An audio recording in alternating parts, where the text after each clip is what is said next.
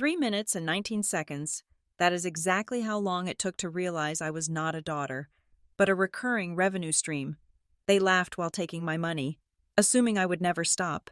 Instead, I replied with a single line of text, and on the night they expected me to stand on stage and honor our family. I brought the one thing that made the entire room go silent. My name is Chloe Alexander. I am 33 years old, and I live in Austin, Texas, by day and often by night. I work as a senior budget and risk analyst at Meridian Crest Advisory. My job is to look at columns of numbers, identify the weak points, and predict where the collapse will happen before the first brick even falls. I am paid to see the truth that people try to hide behind creative accounting and optimistic projections. I am good at it. I am precise. I am logical, or so I thought. It was 9:58 on a Tuesday night when the illusion broke. The office was nearly empty, just the hum of the HVAC system and the glow of my dual monitors keeping me company. My phone buzzed against the mahogany desk, the vibrations startlingly loud in the silence. It was a message from my younger sister, Brielle. Brielle is 27. She does not have a career. She has phases. Currently, she was in a finding herself phase that I was unknowingly financing. The text was short. Got a surprise gift for you. It read, attached to the message was a single audio file. The file name was generic, something that looked like a default voice memo, but it had been renamed. It was titled Kitchen Laugh, M4A. The duration was exactly 3 minutes and 19 seconds. I assumed it was something innocent, maybe a recording of her cat, or perhaps she and my parents were singing karaoke, and she wanted to share a moment of family joy that I was missing because I was working late to pay their bills. I plugged in my headphones, the noise-canceling kind I used to drown out the world, and I pressed play. I did not hear a song. I heard the clinking of ceramic plates and the distinct, wet sound of wine being poured into a glass. Then, I heard my mother. She thinks she is saving the family, my mother said.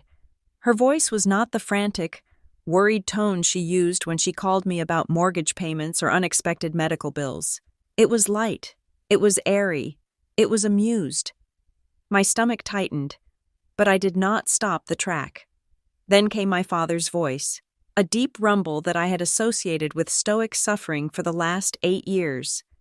Let her pay, he said, sounding relaxed, perhaps leaning back in his chair. She needs to feel needed. It gives her a purpose. I stared at the waveforms dancing on my phone screen, my breath caught in my throat, freezing there. Then a third voice cut in. It was Brielle. Her tone was slurring slightly, coquettish, dripping with a toxic mixture of pity and scorn. She actually believes it, Brielle laughed. She is so easy to lead. I told her I needed gas money last week and used it for a manicure. She didn't even ask for a receipt. Laughter. It erupted from all three of them. It wasn't a nervous chuckle. It was a belly laugh, the kind shared between conspirators who have pulled off the perfect heist. The file name, Kitchen Laugh, suddenly made perfect sense. They were in the kitchen, drinking wine that I likely paid for, eating food I put on the table, laughing at the architect of their comfort. I sat there for the remaining 2 minutes of the recording, listening to the ambient noise of their happiness. I listened to them discuss a vacation they were planning, one they had told me they couldn't afford.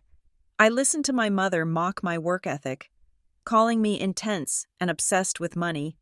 Ironically enough, when the audio ended, silence rushed back into the room, heavier than before. I waited for the tears. I waited for the heartbreak, the sobbing, the hyperventilating panic of a daughter who realizes she is unloved, but the tears did not come. Instead, a strange sensation washed over me. It was a coldness, sharp and clarifying, starting at the base of my skull and spreading to my fingertips. It was the same feeling I got when I found a discrepancy in a client's ledger. The emotion evaporated, replaced instantly by the cold, hard logic of an auditor. I took off my headphones and set them down gently. I did not throw my phone. I did not call them screaming. I unlocked my computer and opened a new tab. I navigated to my bank's website. My hands were trembling slightly. a physiological reaction my brain hadn't caught up to yet, but my typing was flawless. I logged in. I went to the transaction history. I filtered the search results. I typed in the keywords I had been trained to prioritize: transfer, Venmo, Zelle, mortgage, emergency. I pulled the data for the last 8 years. I exported it all into a spreadsheet. I did not look at the emotional context of the transfers, the dad's medicine, or mom's car repair. I only looked at the numbers. I summed the column. The figure appeared in bold black text at the bottom of the screen. $384,000. $384,000 labeled under family support. That was a house. That was a retirement fund. That was a life I had denied myself because I believed they were drowning. I had been eating instant noodles in a studio apartment while sending thousands of dollars to people who were drinking wine and laughing at my gullibility. My phone buzzed again. It was Brielle. "Did you hear it?" she texted, followed by a crying, laughing emoji. "Accidentally recorded this while Mom was telling a funny story. Thought you'd get a kick out of the background noise." She didn't realize what she had sent. Or maybe she did. And she was so confident in her control over me that she thought I would interpret it as a joke. Or perhaps she was just drunk and sloppy. It didn't matter. The intent was irrelevant. The evidence was absolute. I looked at the number on my screen again. $384,000. I picked up my phone. I did not type a paragraph. I did not ask why. I did not demand an apology. In the world of risk analysis, when you find a bleeding asset, you do not argue with it. You cut it off. I typed 5 words. Copy. Payments end today. I hit send. Then, I turned back to my computer. I did not close the spreadsheet. Instead, I opened a new file. I named it Alexander Ledger. I cracked my knuckles. I wasn't opening this file to grieve. I wasn't opening it to wallow in self-pity. I was opening it to count every single cent, every lie, and every manipulation. I was going to document the theft of my 20s. They thought I was a daughter. They were about to find out I was the best risk analyst in the state of Texas, and I was about to close their account for good. I started typing, my keystrokes loud and rhythmic in the empty office, locking the door behind them, brick by brick, looking back at the ledger I had just created. I realized that the number $384,000 did not appear overnight. It was not a robbery. It was an erosion. It happened slowly, methodically, like water wearing down a stone until the stone simply ceases to exist.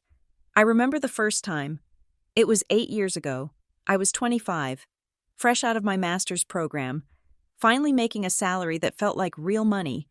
I was sitting in my cubicle, proud of my new nameplate, when my mother called. It was a Tuesday afternoon.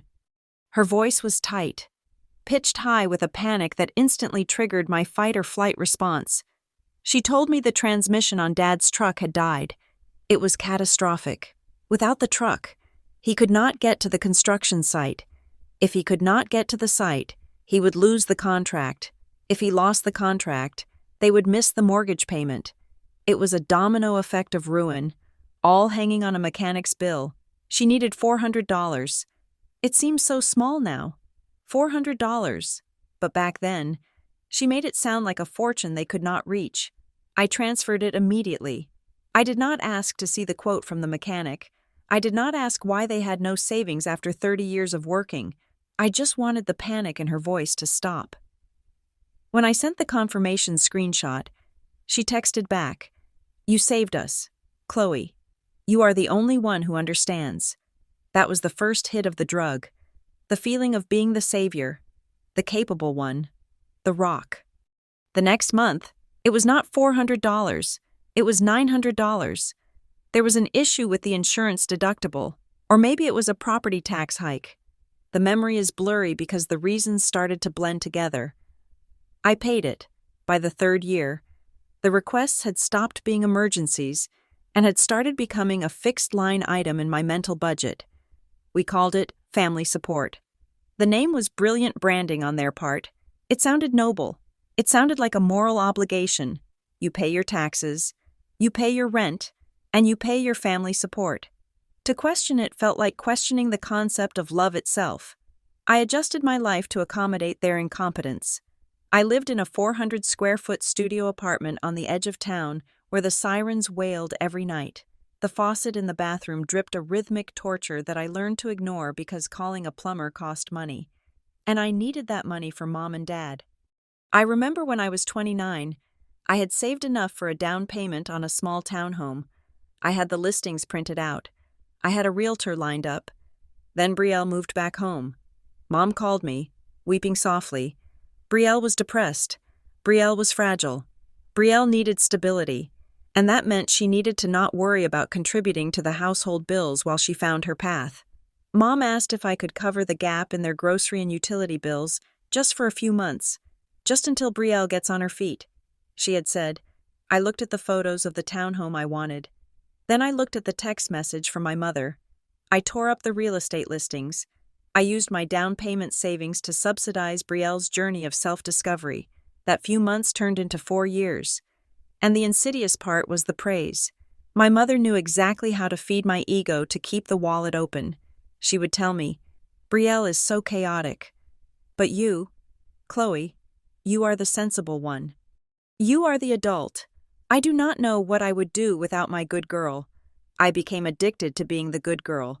I wore my frugality like a badge of honor. I turned down invitations to bachelorette parties in Nashville and girls' trips to Cabo. I told my friends I was busy with work. But the truth was, I could not justify spending $2,000 on myself when my parents were allegedly struggling to keep the lights on. Meanwhile, I watched Brielle's life through the window of social media. While I was eating meal-prepped rice and beans, Brielle was posting photos of brunch platters loaded with avocados and mimosas. She was checking in at nail salons, showing off fresh acrylics with complex designs that I knew cost at least $80. She went on weekend trips to wineries. When I asked Mom about it, she would sigh and say, "Oh, her friends treat her. You know Brielle. She has no money, but she has generous friends. She is trying to keep her spirits up." I wanted to believe it.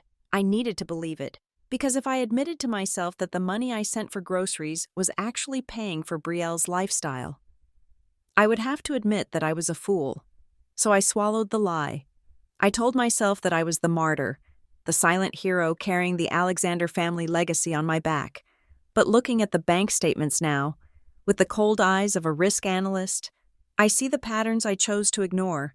It was not just the big transfers. It was the slow bleed. I saw transactions that I had glossed over for years. There was a recurring charge for a premium streaming service bundle. I did not have time to watch television, yet I was paying for 4 screens. There were rideshare charges at 2 a.m. on Saturdays. There were charges at a boutique liquor store near my parents' house. I paused at one specific entry from 2 years ago. It was the week before my father's 60th birthday. My mother had called me in a frenzy. She was at the party supply store, ordering a custom banner and a specific cake he loved, but her card had been declined. It was a banking error. She insisted. She asked if she could just use my card number over the phone to hold the order. Just this once, she had promised. I will destroy the note with the numbers on it immediately. I gave her the numbers. The charge for the cake went through. $112. I never asked for it back because it was for Dad. But as I scrolled down the spreadsheet, I saw the same merchant ID appearing again and again, not constantly, but sporadically. A charge for $50 here, $70 there. It was always small enough to get lost in the noise of my monthly statement, hidden between my own gas and insurance payments. They had kept the number. They had not destroyed the note. They had kept my credit card information on file, or perhaps written it down in a little notebook by the phone, treating it like a spare key to a vault they could visit whenever they wanted a treat. The realization hit me harder than the total sum. It was not just about the money, it was about the conditioning. They had trained me like a dog. Step 1. Create a crisis. Step 2. Demand a solution disguised as duty. Step 3. Reward compliance with praise. Step 4. Repeat until the subject stops asking questions. I had spent 8 years thinking I was the pillar of the family. In reality, I was just the ATM with a pulse. I thought I was sacrificing for their survival. But I was merely funding their theater. They were not poor. They were simply spending my money so they did not have to spend their own. I looked at the spreadsheet, specifically at the column where the dates lined up with my own life events. The date I got promoted. The date I finished paying off my student loans. Every time I hit a milestone, their needs had miraculously increased. They were not just taking what they needed, they were monitoring my capacity to give and adjusting their extraction rate accordingly. I was not a daughter, I was an asset class, and for the first time in 8 years, I was looking at the books and realizing the business was a fraud. The sun had not yet risen over Austin, but my internal clock had ceased to matter. The office lights had timed out hours ago, leaving me bathed solely in the blue luminescence of my dual monitors. I was not tired. Adrenaline is a powerful stimulant, but cold rage is an even more effective fuel. I had entered what my colleagues at Meridian Crest Advisory called the zone. It is a state of hyper-focus where the world outside the dataset simply dissolves. There were no parents, no sister, no emotional baggage. There were only inputs and outputs. I had exported 8 years of banking history into a master file. It was a chaotic mess of raw data, thousands of rows of dates, merchant codes, and transfer confirmations. To the untrained eye, it was just noise. To me, it was a narrative waiting to be decoded. I began the categorization process. I created pivot tables, assigning specific tags to every outflow of cash that went to the Alexander household. I stripped away the emotional labels they had given these requests and replaced them with functional ones. Mortgage assistance became housing subsidies. Dad's medical bills became unverified health expenses. Brielle's tuition became sunk cost ventures. I created a column for miscellaneous, which quickly became the catch-all for the hundreds of microtransactions, the gas station snacks, the streaming services, the online shopping orders that were too small to trigger an alert, but large enough to bleed me dry over a decade. As I drilled down into the income side of the ledger, I found something that made my breath hitch in my throat. It was a pattern in my direct deposits. Years ago, when I first started at Meridian Crest, my father had suggested I set up a split deposit. He claimed it was a savvy way to save. He told me to route a small percentage of my paycheck directly into a joint account he still had access to, ostensibly to build a rainy day fund that I wouldn't be tempted to touch. I had signed the authorization form and forgotten about it. I pulled up the payroll records. The percentage had drifted. It started at 5%. Then, 3 years ago, it bumped to 7%. Last year, it quietly adjusted to 10%. I sat back in my ergonomic chair, staring at the screen. I had never authorized those increases. I realized then that they likely had a copy of my signature, or perhaps my mother had called the payroll department pretending to be me, citing a system error to get the numbers changed. Because I trusted them. Because I never checked the granular details of my own pay stub, assuming the variance was just tax adjustments or benefits changes.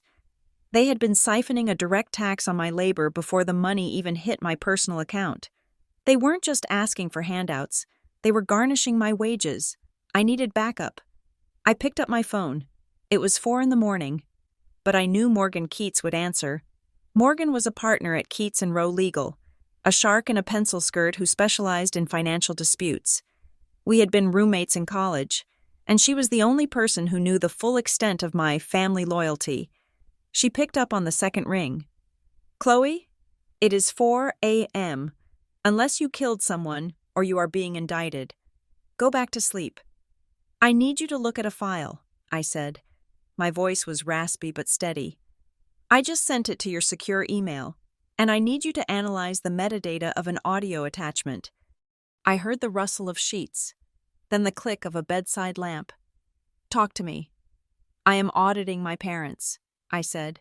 Silence stretched on the line for a moment, followed by the sound of a laptop opening. Finally, I waited while she downloaded the package. I had sent her the kitchen laugh file and a preliminary summary of the $384,000. "Okay, I am looking at the audio file first," Morgan said, her voice shifting from sleepy friend to litigator. File type M4A, created yesterday at 7:14 p.m. Device signature matches an iPhone 15, likely Brielle's based on the user ID tag. No splice points, no frequency jumps. This is a continuous, unedited recording. So they cannot claim it is out of context? I asked. Chloe, the context is irrelevant when the admission is this clear, Morgan said. I am listening to the first 30 seconds. Let her pay. She needs to feel needed. This is admissible. This is intent. They are acknowledging exploitation. If this ever went to court for undue influence or fraud, this recording is the nail in the coffin. They are dead in the water because of their own mouths. Good, I said. Now, what do I do about the split deposit? Scorched earth, Morgan said. You cut the lines, all of them, now. I kept Morgan on speakerphone as I opened a new browser window. I felt like a pilot flipping switches in a cockpit before an emergency landing. First, the bank accounts. I logged in and initiated a force logout on all devices. I changed the password to a 20-character string of nonsense that no one could guess. I navigated to the Authorized Users tab. There they were, Mom and Dad, listed with full privileges. Remove, remove. I clicked the buttons with a satisfying force. The screen refreshed. No authorized users found. Next, the credit cards. I reported my primary card, the one they had the numbers for, as compromised. I requested a new card with a new number to be expedited to my office address, not my home, just in case they tried to intercept the mail. Then, the final blow. I opened my work email and composed a message to the Human Resources and Payroll Department at Meridian Crest. Subject: Urgent. Revocation of direct deposit authorization. To whom it may concern. Effective immediately. Please cancel the split deposit arrangement associated with account ending in 4599. 100% of my net pay is to be routed to my primary account ending in 8821. Please confirm receipt of this instruction in writing by start of business today. Any further transfers to the secondary account will be considered unauthorized. I sent it. No hesitation. I felt a phantom weight lift off my chest. Replaced by a buzzing anxiety, it was done. The tap was closed. I just killed the direct deposit, I told Morgan. Good. Now, listen to me, Morgan said, her voice dropping an octave. The hardest part is not the math. It is the backlash. When you cut off a parasite, it does not just fall off. It bites. They are going to panic. Then they are going to get angry. Then they are going to try to manipulate you. I know, I said. No, you do not, she corrected. You think you know, but you are used to the "we are disappointed in you" guilt trip. You are not ready for the "we are going to destroy you" phase. From this moment on, you do not speak to them alone. You do not answer the phone unless you are recording. You do not go to their house without a witness. As she was speaking, a notification popped up on my phone screen. It was from my bank app. Transaction declined. Luxe and Lace Boutique. Amount: $248.50. Reason: card reported lost/stolen. I stared at the notification. It was 4:30 in the morning. Brielle was online shopping. She was probably lying in bed, scrolling through a sale, filling her cart with clothes she intended to wear to the upcoming charity gala. Assuming my card would cover it as usual. It has started, I said to Morgan. Brielle just tried to run the card. And? Declined. Excellent, Morgan said. Get some coffee. You have a long day ahead of you. I will draft a cease and desist letter just to have it in the chamber, in case they try to show up at your office. We hung up. I stood up and walked to the supply closet. I found a pristine, heavy stock red file folder. Red for danger, red for stop, red for debt. I printed the spreadsheet. The printer whirred rhythmically, spitting out page after page of evidence. I punched holes in the documents and fastened them into the folder. Page 1. The summary. $384,000. Page 2. The audio transcript, stamped with the metadata verification Morgan had sent. Page 3. The timeline of emergencies versus the reality of their lifestyle. I took a black marker and wrote a label for the final section of the folder. I named it Retaliation Risks. I sat there for a moment, the red folder glowing under the harsh fluorescent lights of the now waking office building. I was no longer the daughter who fixed things. I was the auditor who had finally found the fraud. And I was ready for the audit meeting. The silence in my office did not last long. At 9:15 in the morning, my phone lit up. It was the contact photo I had assigned to my mother years ago. A picture of her smiling at a garden party, holding a glass of white wine. It looked idyllic. It looked like a lie. I did not answer immediately. I let it ring 4 times, staring at the screen, my heart hammering against my ribs despite my cold resolve. I pressed the record button on my secondary device, a digital voice recorder I had bought on my way to work, and then I swiped to answer. "Chloe, sweetheart," her voice came through the speaker, dripping with a sugary concern that made my skin crawl. "I am at the checkout at the organic market. The strangest thing just happened. The cashier said the card was declined. There must be a chip malfunction. Can you call the bank real quick? I have a line forming behind me. There was no good morning. There was no how are you. There was certainly no thank you for the last 8 years. There was only the immediate, entitled expectation of a fix. The card is not malfunctioning," I said. My voice sounded foreign to my own ears, flat, metallic, stripped of the daughterly warmth I had faked for a decade. I canceled it. The silence on the other end was brief, perhaps 2 seconds, but the temperature of the call dropped 50 degrees. "You what?" The sweetness evaporated. The mask slipped so fast I could almost hear the friction. "Chloe, stop playing games. I have $300 of groceries on this belt. Fix it." "Now, I am conducting a full audit of my finances," I replied, sticking to the script I had rehearsed with Morgan. "All external outflows have been suspended until the review is complete." "Audit?" She spat the word like it was a slur. "You are embarrassing me. You are being incredibly selfish. Chloe, we have the Community Rebuild Gala in 2 days. Do you have any idea how much stress I am under? I do not have time for your little tantrums. Unblock the card." "I cannot do that," I said. "You are ungrateful," she hissed. "After everything we have done for you, you are trying to sabotage this family right before our biggest night. Fix this, or do not bother coming home." The line went dead. She hung up. I stared at the phone. My hands were shaking, not from fear, but from the shock of validation. She had not asked if I was in trouble. She had not asked if I lost my job. She only cared that the tap had run dry. 3 minutes later, a text from my father arrived. "Don't overreact. Your mother is upset. Just handle it. It was classic Dad. He never wielded the knife. He just held the victim down so Mom could cut. He stood in the shadows, benefiting from the violence while claiming neutrality." I did not reply. Then, the floodgates opened. My phone began to buzz incessantly. It was not my parents anymore.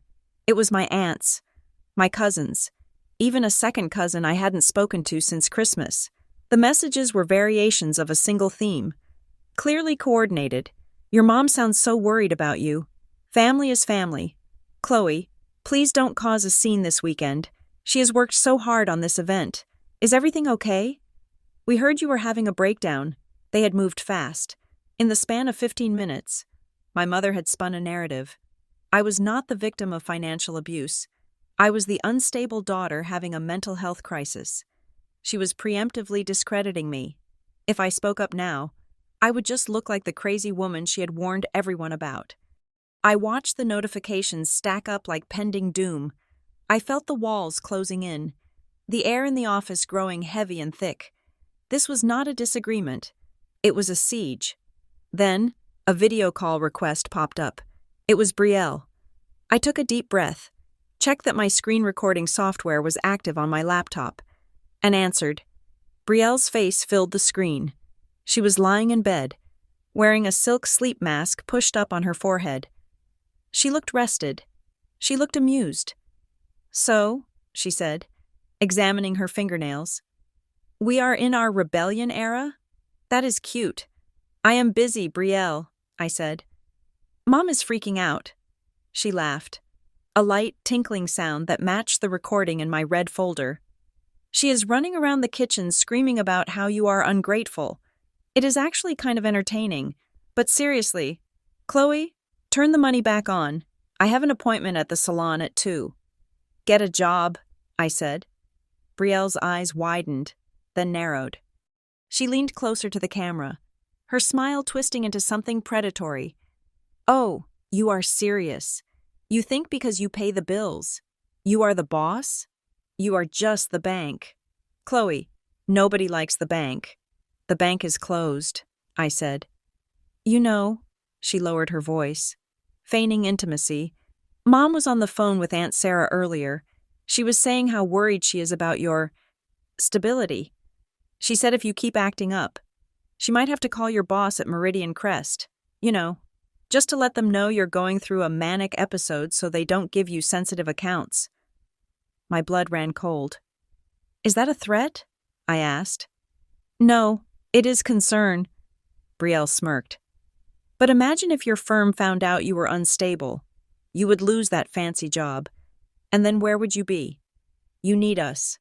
Chloe, who else would put up with you? I ended the call.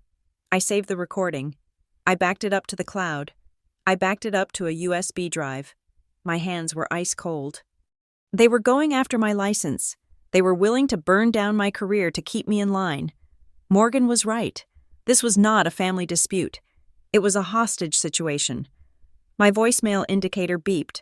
I saw a number I rarely saw. It was Great Aunt June, Grandma June. We called her. She was the matriarch of the extended family, a woman of few words who usually stayed out of the drama. I played the message. Her voice was raspy, old, and hushed, as if she was speaking from a closet. Chloe, it is June. Your mother called me. She told me you cut them off. She told me you are sick. A pause. I have watched them for 30 years. Child, I know who spends, and I know who works. I do not believe you are ungrateful, but you must be careful. They are scared, and scared people are dangerous. Watch your back. Honey. The message ended. I sat there, gripping the edge of my desk. June knew. She had always known, and she had said nothing. But her warning validated the terror rising in my chest. I needed a shield. I could not walk into that gala alone. If I went alone, they would corner me. They would outnumber me. They would drag me into a side room and gaslight me until I broke. I stood up and walked down the hall to the risk assessment department. I stopped at the cubicle of Noah Green. Noah was a forensic accountant. He was 6'2", built like a linebacker, and had the most calming presence of anyone I knew. We had worked late nights together for 3 years. He knew I was private. He knew I was diligent. Noah, I said. He spun his chair around.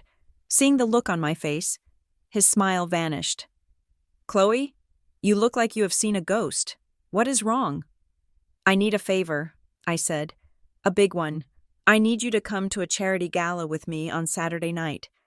Not as a date, as a witness. He looked at me, studying the tension in my jaw, the slight tremor in my hands. He did not ask for details. He did not make a joke.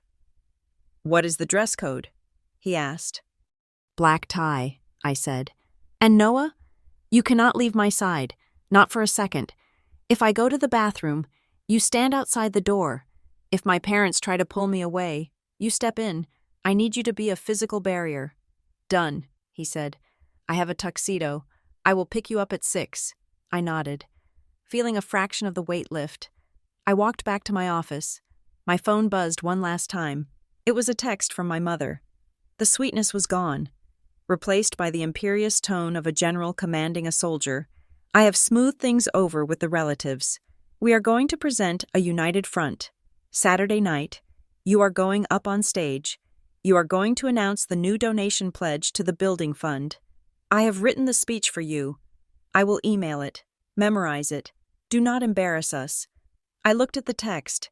She wanted me to stand on a stage, in front of hundreds of people, and promise more money I did not have, to buy her more glory I did not owe.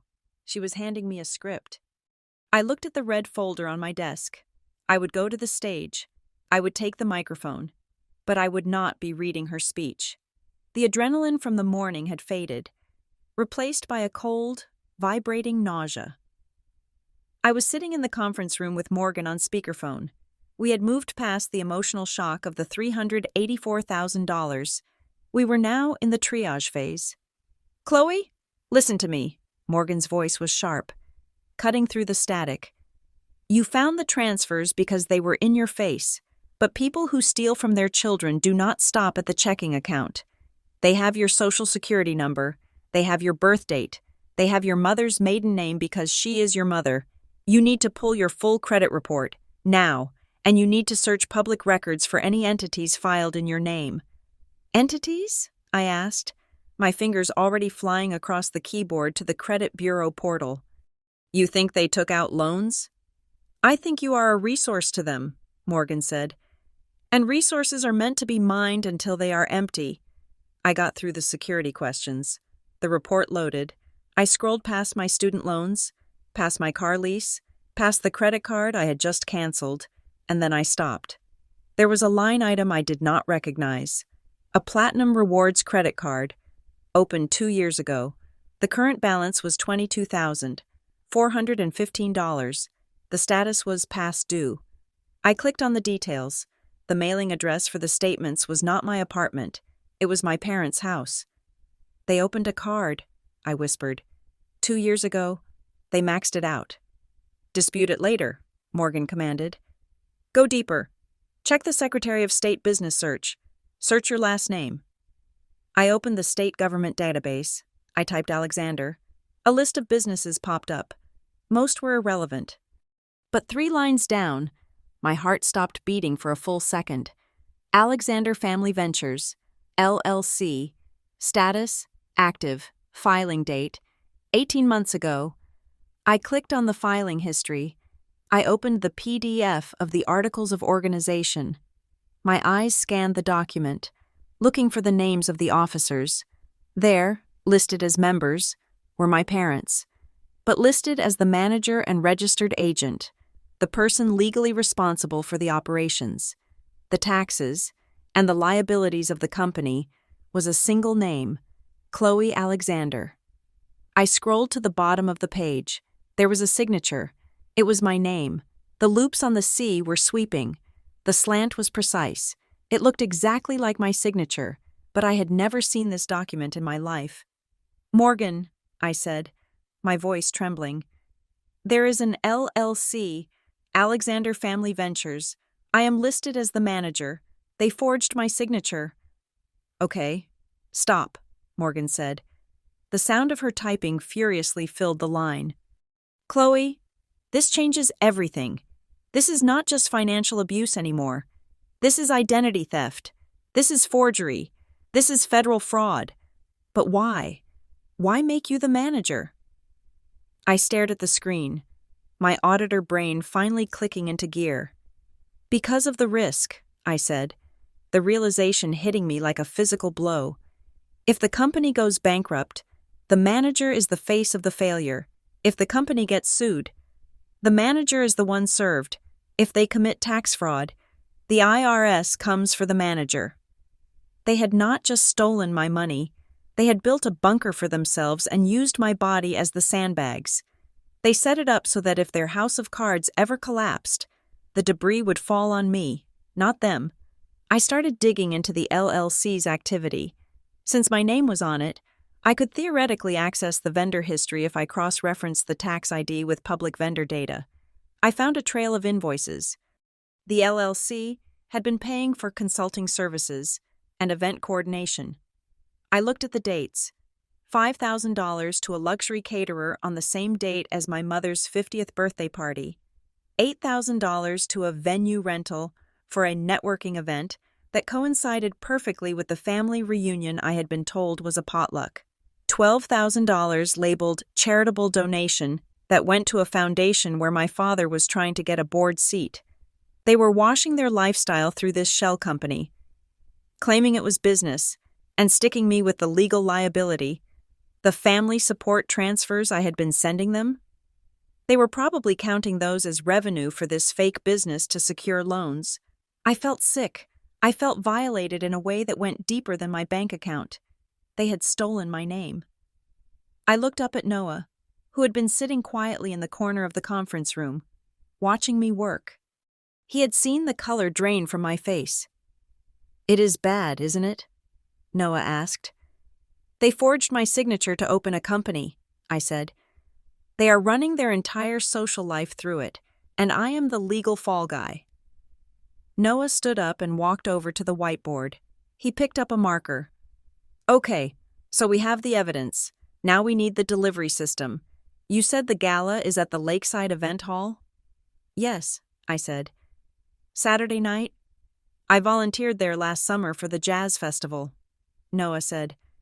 "I know their AV system. It is a digital board, controlled by a tablet near the stage. But there is a hardline override in the sound booth." He looked at me, his eyes serious. "If your mother controls the microphone, she controls the narrative. She will cut you off the second you go off script. But if I can get into the booth, I can lock out the stage controls. I can make sure that whatever you bring plays, loud and clear." "You would do that?" I asked. "Chloe," Noah said, "I audit corrupt corporations for a living. I hate bullies, and I really hate fraud. I will get you the microphone. You just make sure you have something to say." I turned back to the phone. "Morgan, did you hear that?" "I heard," Morgan said. "This is good. But Chloe, you need to understand the strategy here. You cannot just go up there and scream. If you scream, you look like the hysterical daughter they are painting you to be. You need to be cold. You need to be the analyst." "I understand," I said. "I am drafting a document right now," Morgan continued. "I am preparing an affidavit of forgery. I am preparing a formal dissociation from the LLC, and I am preparing a fraud report for the Federal Trade Commission." "Do I file them?" I asked. "Not yet," Morgan said. "You take them with you. You put them in that red folder. The climax of this story isn't you screaming at them. The climax is you handing them the papers. You show them that you are not just stopping the money. You are bringing the law." I looked at the screen one last time, at the forged signature that bound me to their debts. I printed the articles of organization. I printed the credit report. I added them to the red folder. It was no longer just a collection of receipts. It was an indictment. 2 days, I said. 2 days until the gala. Get some sleep.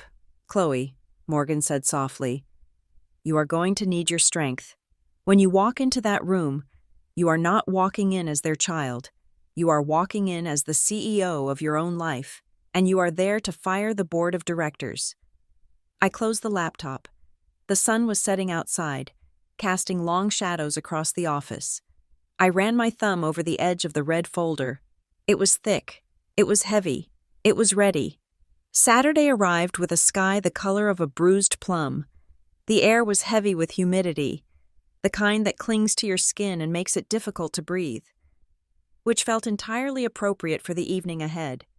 I stood in front of my full-length mirror, but I was not looking at my reflection to check my makeup or fix my hair. I was inspecting my armor for the Community Rebuild Gala, an event where the local elite would be dripping in diamonds and silk. I had chosen the most austere outfit I owned. It was a simple black sheath dress, high-necked and sleeveless, paired with a structured, pale gray blazer. I wore no necklace. I wore no earrings. I had removed my watch. I wanted nothing on my body that could catch the light or distract from my face. I wanted to look like a blank slate. I wanted to look like a courtroom exhibit. On the bed behind me lay the red folder. It was thicker now than it had been 2 days ago. Inside, the spreadsheet detailing the $384,000 was joined by the affidavit of forgery, the credit report showing the unauthorized debt, and the printouts of the LLC filing that listed me as the manager of a company I did not own. I picked up the folder. It felt heavy, dense with 8 years of betrayal compressed into paper. I placed it into a large, stiff leather tote bag. Next to it, I placed a USB drive. This was the backup. It contained the audio file of them laughing in the kitchen, the screen recording of Brielle's threat, and a digital copy of every bank statement. If they tried to physically take the folder from me, I had the digital copy in my pocket. If they took the drive, I had it on the cloud. I checked my bag one last time. There was a stack of paper clipped together. 20 copies of the transcript from the kitchen laugh recording. I intended to leave them on the tables if things got ugly. My phone buzzed. I am downstairs. Noah texted. I took a deep breath, smoothing the lapels of my blazer. I did not feel like a daughter going to support her mother. I felt like a prosecutor walking into a grand jury hearing. Noah was waiting by his car, looking sharp and unfamiliar in a tuxedo. He didn't smile when he saw me. He just nodded, understanding the gravity of the night. "You look like you are going to a funeral," he said as he opened the door for me. "In a way, I am," I replied. The drive to the Lakeside Event Hall took 40 minutes. We moved from the city center to the wealthy outskirts of Austin. Where the driveways were long and the gates were high, the venue was a sprawling glass and stone structure perched on the edge of the water. Even from the parking lot, I could see the chandeliers glowing inside, beacons of the performative charity my mother excelled at. My mother was the chairwoman of the committee. This was her night. She had spent months curating every detail, from the floral arrangements to the donor list, and she had curated my role. Too, according to the program, which she had emailed me a picture of yesterday, I was scheduled to speak at 8:15. The program listed it as A Legacy of Giving, a special announcement by Chloe Alexander. She had told everyone I was going to announce a family gift. She hadn't specified the amount to me, but I knew how she worked. She would expect me to pledge something astronomical, perhaps $50,000 or more, to kick off the bidding for the silent auction. She was banking on the fact that I would be too embarrassed to say no in front of 300 people. She was weaponizing my social anxiety against my bank account. She didn't know I had brought my own script. "Remember what Morgan said," I told myself aloud as Noah pulled into a parking spot. "Money, words, evidence," Noah repeated, reciting the mantra my lawyer had drilled into us. "Do not engage with the emotional content. Do not let them make it about family loyalty. Keep it focused on the theft. And no collateral damage," I added. "I am not there to hurt the kids or the innocent relatives. I am there to cut the head off the snake." I closed my eyes for a second, rehearsing the opening of my speech. I had decided to start with a bait and switch. I would open with a memory, something sweet and disarming, to lull them into a false sense of security. When I was 6, my father built me a treehouse. It was a true story. It was a good memory. It would make my mother smile and nod, thinking she had won, thinking I had fallen back in line. And then, once I had the room's attention, I would drop the hammer. "Are you ready?" Noah asked. "No," I said honestly. "But let's go." We walked toward the entrance. The air was filled with the sound of a string quartet playing soft, inoffensive classical music. Valets were running back and forth, parking Teslas and Range Rovers. As we reached the glass doors, my phone vibrated in my clutch. I pulled it out, expecting a harassment text from Brielle. It was from Great Aunt June. "I am inside. I made sure to get a seat at table 1, right in the front. You do what you have to do. Child, I am watching." A small knot of tension loosened in my chest. I wasn't entirely alone in that room. "Okay," I whispered. "June is in position." Noah adjusted his cufflinks. "I am going to head straight for the sound booth to say hi to the crew. I will secure the line. You just get to the microphone." I was about to put my phone away when another message came through. The name on the screen was Mom. I hesitated. I didn't want to read it. I didn't want her voice in my head right before I walked onto her stage. But I needed to know what I was walking into. I opened the message. It was not a greeting. It was not a, "Can't wait to see you." It was a cold, calculated directive that made the hair on my arms stand up. "I know you are here. I see Noah's car. Listen to me carefully. If you try to ruin tonight, if you cause a scene or embarrass me in front of these donors, I will make sure the board at Meridian Crest receives a full report on your mental instability by Monday morning. You will be uninsurable. Do not test me. Smile, read the speech, and sign the pledge card. I stared at the glowing screen. She was threatening my livelihood. She was threatening the career I had built from nothing. The career that had paid for her wine and her house and her image for 8 years. She was willing to burn my professional life to the ground just to keep her secret safe. I looked at Noah. She knows we are here. She just threatened to report me to the board. Noah looked at the text, then looked at the entrance of the hall. His expression hardened. She thinks that is a deterrent, he said. She does not realize she just gave you one more reason to burn it all down.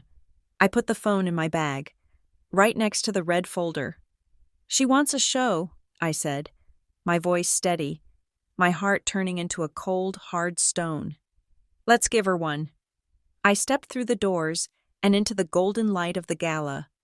The trap was set, but for the first time in my life, I wasn't the one caught in it. To understand why I did not crumble when I received my mother's threat in the parking lot of the Lakeside Event Hall. You have to understand what happened 6 hours earlier. That text message was not her first attempt to destroy me. It was her second, and she had already missed. It was 2:00 in the afternoon on the day of the gala. I was at my desk, trying to focus on a risk model for a mid-sized energy firm, when an email notification popped up on my primary monitor. The sender was the Director of Compliance at Meridian Crest. The subject line was a single word: confidential. My stomach dropped. In the finance world, a direct email from compliance is rarely a social call. It usually means an audit, a violation, or an investigation. I opened the email. Dear Ms. Alexander, we have received an anonymous formal complaint regarding your current fitness for duty. The report alleges erratic financial behavior, severe paranoia, and potential substance abuse that could compromise your fiduciary responsibilities. Given the sensitive nature of your position, we need to schedule an immediate review. I stared at the screen. The room spun. They had done it. Brielle had not been bluffing. My mother had not been bluffing. They had bypassed the family group chat and gone straight for the jugular. They knew that in my line of work, reputation is currency. If I was flagged as unstable or addicted, I would lose my clearance. I would lose my clients. I would lose the income that was the only leverage I had left. It was a brilliant, evil tactical move. They were using the corporate bureaucracy to gaslight me into submission. They wanted me to be so terrified of losing my job that I would reopen the bank transfers just to make the anonymous report stop. I did not reply immediately. I did not run to the bathroom to cry. I picked up my phone and called Morgan. They pulled the trigger, I said. Compliance just emailed me. They have an anonymous letter about my mental health. Do not type a single word to them, Morgan commanded. Her voice was ice cold. Add me to the call. We are doing this right now. We are not going on the defensive. We are going on the offensive. 10 minutes later, I was in a soundproof conference room, my phone on speaker. Morgan was on the line. Across from me sat the Director of Compliance, a woman named Sarah who looked uncomfortable, and a representative from HR.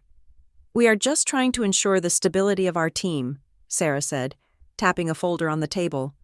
The report was quite detailed. Chloe, it mentions you have been cutting off contact with family due to delusional episodes. It is not a delusional episode, Morgan cut in, her voice booming from the speaker.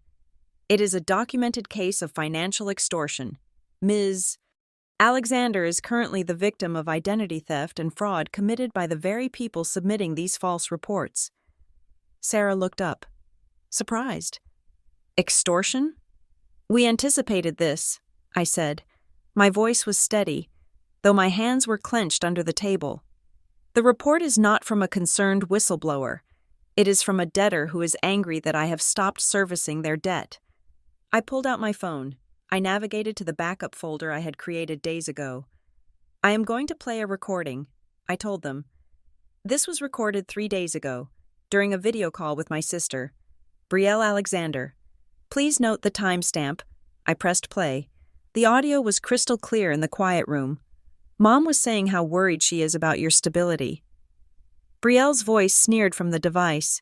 She said if you keep acting up, she might have to call your boss. Imagine if your firm found out you were unstable. You would lose that fancy job. I let the silence hang in the air for a moment before playing the second clip. A voicemail from my mother from the day I cut the cards. If you do not hear me, I will make sure your workplace knows you have problems. Do not test me. Chloe. I stopped the playback. This is retaliation, I said. Looking Sarah in the eye. I recently uncovered $384,000 in misappropriated funds and a fraudulent LLC opened in my name by my parents. When I cut off access, they threatened to attack my professional standing. The email you received is the execution of that threat. Sarah closed the folder in front of her. The tension in the room shifted instantly. She was no longer looking at a potential liability. She was looking at a victim of harassment. Okay, Sarah said, exhaling slowly. This changes the context entirely. We require a written confirmation, Morgan interjected. We need a statement from Meridian Crest acknowledging that this complaint is baseless and is recognized as an act of external harassment. If Ms. Alexander is terminated or penalized based on this report, we will view it as wrongful termination aiding and abetting an extortion scheme. You will have it, Sarah said. She looked at me with a softness I had never seen before. Chloe, I am flagging your file. Any further communications from these individuals will be routed directly to legal. They will not reach your supervisors. You are safe here. I walked out of that meeting 20 minutes later with a printed letter in my hand. It was a shield. They had tried to turn my company against me, but in their arrogance, they had handed me the most powerful weapon I possessed: institutional protection. I went back to my desk. My phone buzzed. It was my mother again. She did not know I had just left a meeting with compliance. She thought I was currently panicking, sweating in my office, terrified of the axe falling. Do not think you won just because you went quiet. She texted, You still owe us. We made you. I looked at the phone. For years, messages like that would have made me crumble. They would have sent me spiraling into guilt. We made you, as if I was a product, as if I was an investment that hadn't yielded the promised return. I felt a hand on my shoulder. It was Noah. He had seen me staring at the screen. What did they say? He asked. That I owe them, I said. That they made me. Noah leaned against the partition of my cubicle. He looked at me, his expression serious. Chloe, listen to me. They use shame like a rope. They throw it around your neck and they pull. But here's the thing about shame. It only works if you grab the other end. If you drop the rope, they are just standing there pulling on nothing. Drop the rope. I looked at the letter from compliance. I looked at the red folder on my desk. I realized then that the woman who was going to the gala tonight was not the daughter they made. That daughter was gone. The woman going to the gala was the one who had survived them. I am not taking the rope, I said. So when I arrived at the gala 4 hours later, and I read that final threatening text in the parking lot, the one where she threatened to report me to the board, I didn't feel fear. I felt a grim satisfaction. She was threatening to shoot a hostage that had already escaped.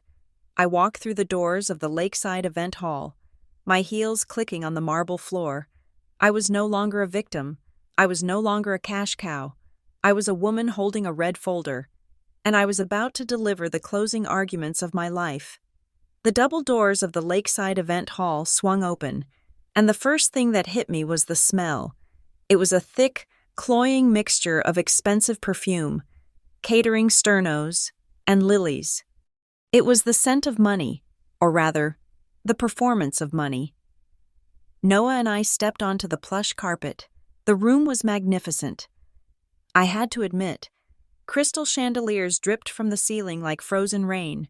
Round tables draped in crushed velvet were arranged in concentric circles around a raised stage, and there, dominating the back wall, was a massive vinyl banner printed in tasteful navy and gold. Together we build.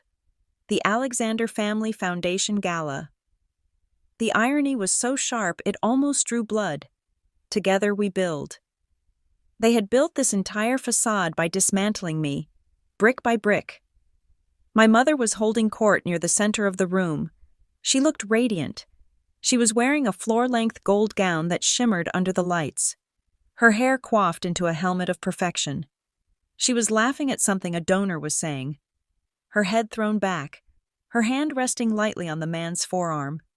It was the same laugh I had heard on the recording, but here, in public, it sounded charming instead of predatory. As we walked deeper into the room, the atmosphere shifted. It was subtle, like a change in air pressure before a storm. The guests were mostly strangers, local business owners, politicians, members of the country club. They smiled politely as I passed. But then there were the relatives. My aunts, uncles, and cousins were scattered throughout the room like sentries. I felt their eyes on me before I saw them. Aunt Sarah intercepted us near the bar. She was holding a glass of white wine. Her lipstick applied a little too liberally. She did not hug me. She did not ask how I was doing.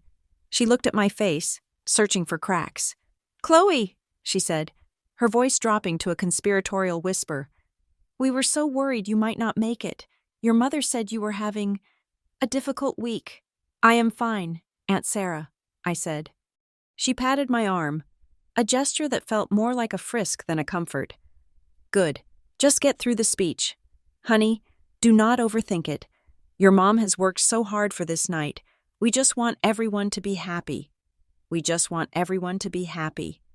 Translation: do not ruin the illusion.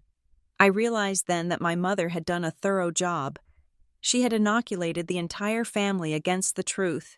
If I screamed, if I cried, if I showed even a flicker of anger, they would not see a victim fighting back. They would see the unstable daughter finally snapping. Just as my mother had predicted, I was walking into a room where my breakdown had been scheduled in the program. I moved past her. Noah stayed close to my shoulder, his presence a silent wall between me and them. "I am going to the booth," Noah murmured, barely moving his lips. "Give me 2 minutes, then take the stage." He peeled away, disappearing into the shadows along the side of the room. I was alone in the spotlight now. Then I saw Brielle. She was standing near the stage, surrounded by a group of her friends. She was wearing white, pure, angelic white. It was a strategic choice, designed to make her look innocent, youthful, and fragile. As I got closer, I saw her eyes. They were rimmed with red, puffy and glistening. She had clearly been crying, or more likely, she had been rubbing them to look like she had been crying. She saw me. She didn't smirk this time. She didn't sneer. She looked at me with a tragic, wounded expression, performing for the audience around her. She was playing the role of the concerned sister watching her sibling spiral. It was a masterclass in manipulation. And then, my mother was there. She descended upon me in a cloud of floral scent. She didn't approach me. She claimed me. She wrapped her arm around my waist, pulling me into a side hug that looked affectionate to the room, but felt like a vice grip against my ribs. "There she is," my mother announced, her voice projecting to the nearby tables. "My brilliant girl, the woman of the hour." She squeezed me tighter. She leaned in, bringing her lips close to my ear, positioned as if she were whispering a sweet nothing. "Smile," she hissed. The word was cold, hard, and terrifyingly flat. "Do not embarrass me. Chloe, you go up there. You read the cards I put on the podium, and you pledge the $50,000. If you deviate by one word, you will be cleaning out your desk on Monday." She pulled back, beaming at me, her eyes shining with a threatening joy. She reached up and smoothed a stray hair from my forehead. "I love you, sweetheart," she said, loud enough for the donor at table 3 to hear. "I know," I said. "I didn't say I love you too." I looked past her shoulder and saw my father. He was standing near the dessert table, nursing a tumbler of scotch. He looked older than he had in the photos. His shoulders were slumped, and he was staring intently at the ice in his glass. He saw me looking at him. He hesitated for a second, then looked away. He knew. He knew about the forgery. He knew about the theft. He knew about the ambush happening right now. But he was a coward. He would let his wife cannibalize his daughter because it was easier than fighting her. His silence was louder than her threats. I took a breath and scanned the front of the room. Table 1, the head table, sitting there, looking small but formidable in a navy suit, was Great Aunt June. She was not drinking. She was not talking to the neighbors. She was sitting with her hands folded on the tablecloth, staring straight at me, our eyes locked. She didn't smile. She just gave me a single, sharp nod. It was permission. It was a command. Do it. The lights in the room dimmed. A hush fell over the crowd as the string quartet faded out. The master of ceremonies, a local weatherman with a spray tan and a booming voice, bounded onto the stage. "Ladies and gentlemen," he announced, "we have a very special surprise tonight. To kick off our Building the Future initiative, please welcome the eldest daughter of the Alexander family, a successful analyst, a devoted daughter, and tonight, a generous benefactor. Please welcome Chloe Alexander." The applause was polite and rhythmic. My mother gave me a little shove forward. "Go," she whispered. "Be a good girl." I started walking. The distance from the floor to the podium was only 10 steps, but it felt like miles. I could feel the weight of the red folder in my tote bag. I could feel the heavy cardstock of the affidavit against my hip. I walked up the stairs. My heels on the wooden stage sounded like gunshots in the quiet room. I reached the podium. There, sitting on the slanted surface, was a set of index cards. My mother's handwriting was looped and scrawling on the top card. "Good evening, everyone. My name is Chloe, and I am so proud to be an Alexander." I looked at the cards. Then I looked out at the sea of faces. 300 people were watching me. They were waiting for the good girl. They were waiting for the check. They were waiting for me to play my part in the play my mother had written. I looked down at the front row. My mother was sitting next to my father now. She was leaning forward, her eyes locked on my face, her smile fixed and rigid. She tapped her watch subtly. Time is money. I reached into my bag. I did not pull out a checkbook.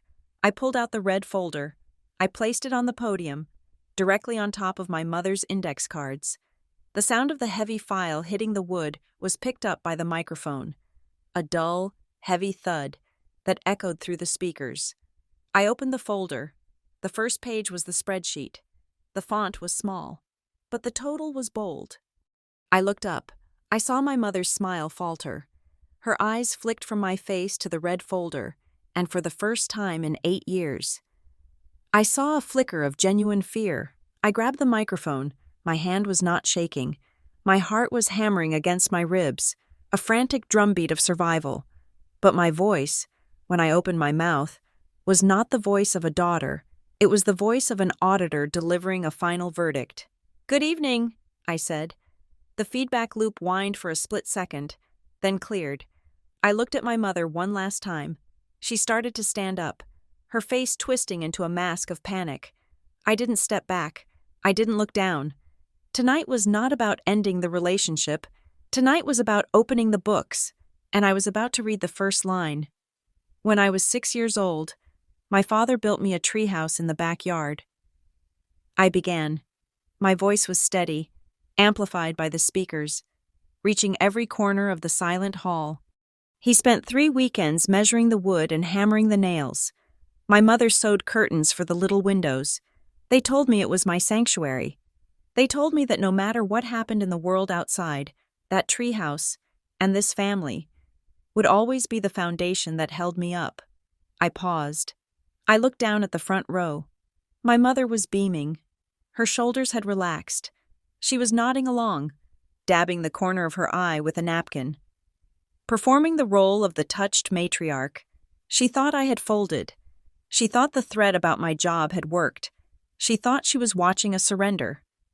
That is the story of the Alexander family, I continued, my tone shifting almost imperceptibly. It is a story about support. It is a story about sacrifice. But as I grew older, I learned that support is not just a feeling. Support is also a line item. And sometimes, the foundation is not built to hold you up. Sometimes, it is built to weigh you down. The smile on my mother's face froze. It didn't disappear instantly.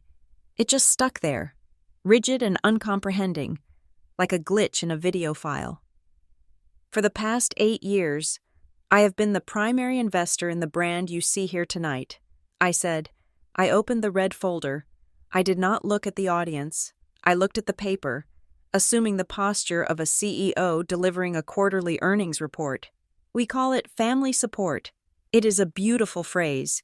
It implies mutual aid, but in financial terms, support is a quantifiable metric, and tonight, in the spirit of transparency that this foundation claims to value, I think we should look at the audit. I looked up. The room was deadly silent. The string quartet had stopped tuning their instruments. $384,000, I said. I let the number hang in the air. I did not rush it. I spoke it clearly, enunciating every syllable. Since I was 25 years old, I have transferred $384,000 to my parents, I continued, looking directly at my father, who was staring into his Scotch glass as if wishing he could dissolve into it. Let us break down that allocation. Chloe, my mother hissed from the front row. It was low, but in the silence, it carried. I ignored her. I read from the spreadsheet, $112,000 for mortgage payments on a house I do not own, $45,000 for emergency vehicle repairs on cars that were traded in for newer models 6 months later, $68,000 for tuition and living expenses for my sister, Brielle, who has not been enrolled in a university for 4 years. A ripple of murmuring moved through the room. People were turning to look at Brielle. She turned pale, her mouth opening and closing like a fish out of water. And finally, I said, flipping the page, $59,000 classified as lifestyle maintenance. This includes the wine on table 1, the dress my sister is wearing tonight, and the deposit for this very venue. My mother stood up. The chair scraped loudly against the floor. She was not smiling anymore. Her face was a mask of furious, desperate preservation. She turned to the crowd, forcing a laugh that sounded like glass breaking in a disposal. "Oh, goodness," she announced, waving her hand dismissively. "I am so sorry. Everyone, Chloe has been under so much pressure at work. She is not herself. She is having a bit of a breakdown. Darling, please step down. You are confused." She looked toward the sound booth, making a slashing motion across her throat. Cut the mic. But the mic did not cut. Noah was in the booth. The line remained open. "I am not confused. Mother," I said into the microphone, "and I am not stressed. I am simply balancing the ledger. You say I am imagining things. You say I am paranoid. You tell these people that I give willingly, that I am a dutiful daughter." "This is inappropriate," my mother shouted, abandoning the concerned mother act for pure rage. "Get off the stage." "I thought we should let the family speak for themselves," I said. 3 days ago, 9:58 p.m., in your kitchen, I looked toward the back of the room and nodded. Noah hit play. The sound system in the Lakeside Event Hall was state-of-the-art. It was designed to project live orchestras and keynote speakers. It projected the recording with terrifying clarity. She thinks she is saving the family. My mother's voice boomed through the hall, warm and mocking. The audience gasped. It was a collective intake of breath that sucked the oxygen out of the room. "Let her pay." My father's voice rumbled, deep and dismissive. "She needs to feel needed. It gives her a purpose." My father shrank into his chair. He looked physically smaller, as if his spine had collapsed under the weight of his own voice. Then came the laughter. Brielle's voice cut through the air. Sharp and cruel. She actually believes it. She is so easy to lead. I let it play for exactly 47 seconds. I did not let it run to the end. I signaled Noah, and the audio cut out right as the laughter was peaking. The silence that followed was louder than the screaming. I looked at my mother. She was standing frozen, her face drained of all color. She looked naked in her gold dress. "That is edited!" she screamed. Her voice cracked. Shrill and desperate, she pointed a shaking finger at me. "That is fake. You spliced that together. That is defamation. I will sue you. Do you hear me? I will sue you for every penny you have for slander." "It is a continuous file," I replied, my voice calm, contrasting violently with her hysteria. "I have the metadata. I have the device ID, and I have the forensic certification from an independent legal firm. You can sue, Mother, but truth is an absolute defense against libel." "Stop it!" The shout came from my father. He surged up from his chair, his face red with a mixture of shame and fury. He rushed toward the stairs. "This is a family matter. This is private business. You do not do this to your family." He scrambled onto the stage, moving faster than I had ever seen him move to find a job. He lunged for the microphone. I stepped back, letting him take it. It was the worst mistake he could have made. By trying to silence me physically, he confirmed everything to the room. If it was a lie, he would have laughed it off. He would have called a doctor. But he attacked. He looked like a man trying to bury a body that had just sat up. "Turn it off!" he yelled into the mic, causing a screech of feedback that made people cover their ears. "This is over. Everyone go home." The room was in chaos. Donors were standing up, whispering, checking their phones. Waiters had stopped serving. At table 1, Great Aunt June sat perfectly still, watching the destruction with a grim satisfaction. I picked up my red folder. I picked up my tote bag. "You are right, Dad," I said, my voice projecting naturally now that he was hogging the microphone. "It is over." I turned and walked toward the stage stairs. "You ungrateful brat!" my mother screamed from the floor. Her composure completely shattered. She was not the gala chairwoman anymore. She was a cornered animal. "You think you can walk away? You signed those papers. You are the manager. If we go down, you go down with us. You will pay for this." I stopped on the second step. The threat hung in the air. "You signed those papers." She was talking about the LLC. She was talking about the fraud they had committed in my name. She was betting that I would be too scared of the legal blowback to press charges. She was betting that the mutual destruction would keep me silent. I looked at her. I looked at the 300 witnesses who had just watched the Alexander dynasty crumble in under 5 minutes. I didn't say anything else. I didn't need to. I had the affidavit in my bag. But as I walked down the aisle, splitting the sea of shocked faces, I knew the hardest part wasn't the speech. The speech was just the declaration of war. Now, I had to survive the battle. I reached the exit doors where Noah was waiting for me. He pushed the door open, and the humid night air hit my face. Behind me, I could still hear my mother screaming my name, promising ruin, promising that I would never be free of them. "Did we win?" Noah asked, as we walked rapidly toward the car. "We didn't lose," I said, clutching the red folder to my chest. "But they are going to try to take me down with the ship." I looked back at the glowing venue one last time. I had told the truth. I had exposed the theft. But as I thought about the forged signature and the manager title on that LLC, I knew that the real trial was just beginning. They weren't going to let me go. They were going to try to make me the villain in their bankruptcy. "Drive," I told Noah, "before they call the police." 48 hours after I walked off the stage at the Lakeside Event Hall, the letter arrived. It was not a handwritten apology. It was not a plea for forgiveness. It was a courier-delivered envelope containing a formal cease and desist order and a demand for damages. My mother had hired a lawyer. I sat in my apartment, reading the document with a mixture of disbelief and awe. The audacity was breathtaking. The letter demanded 3 things. First, a public retraction of my defamatory statements made at the gala. Second, a formal apology to the Alexander Family Foundation. And third, the immediate reinstatement of the family support payments. including back pay for the 2 months I had missed, citing an implied verbal contract of care. She was not trying to make amends.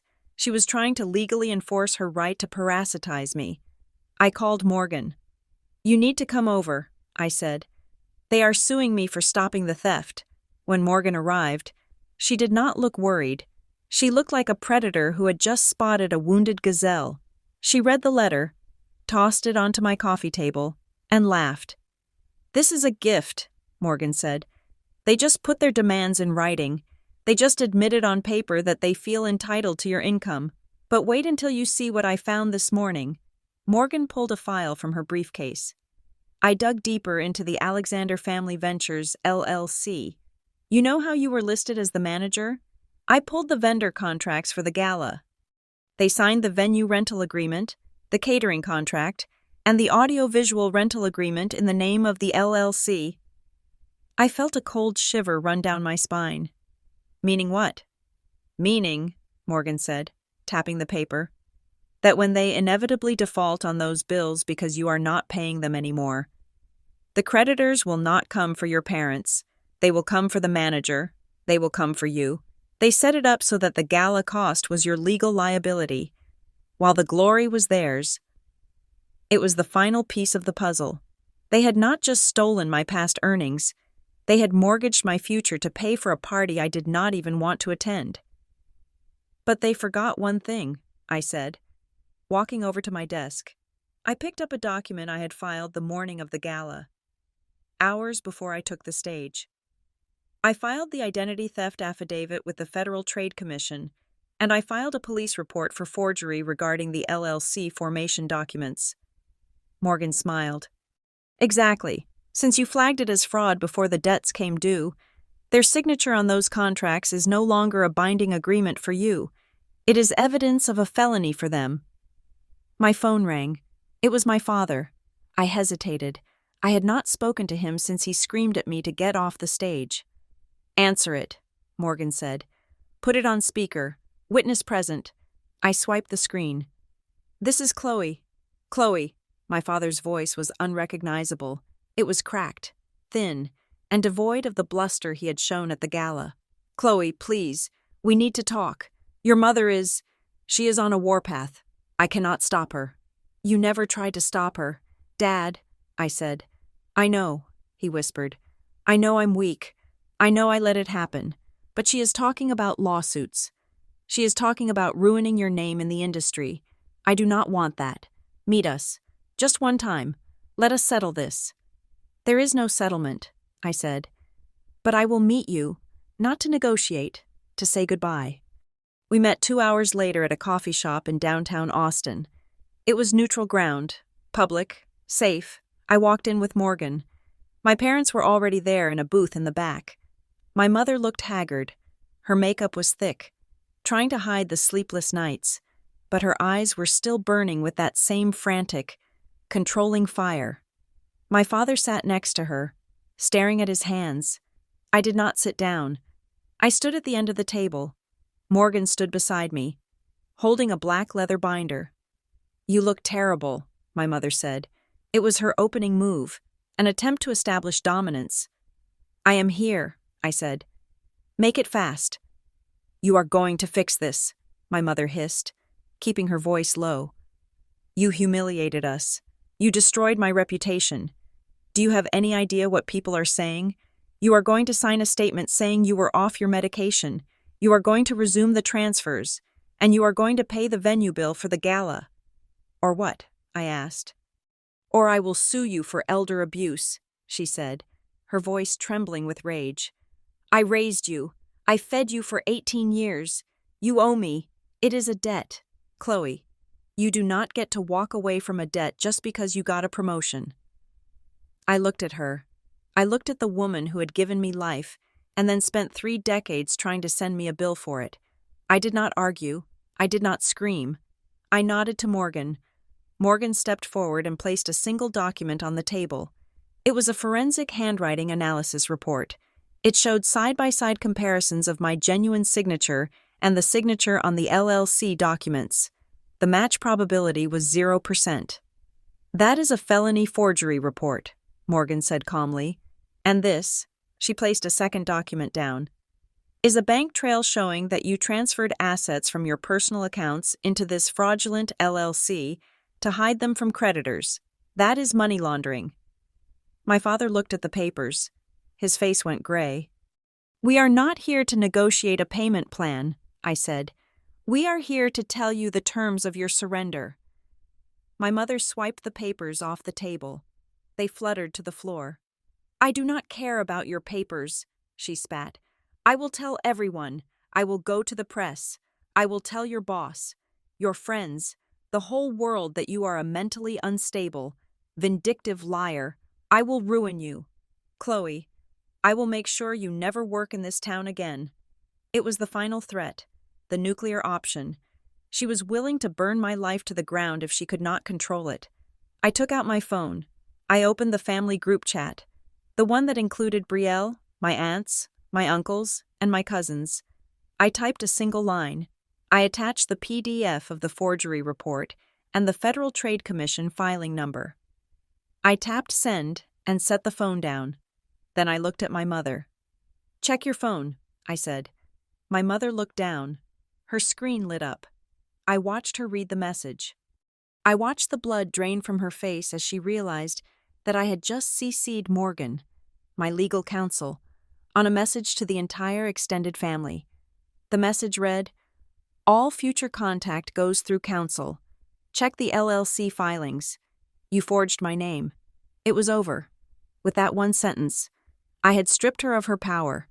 If she spoke to me, she was violating a legal boundary. If she tried to lie to the family, the documents were right there attached to the text.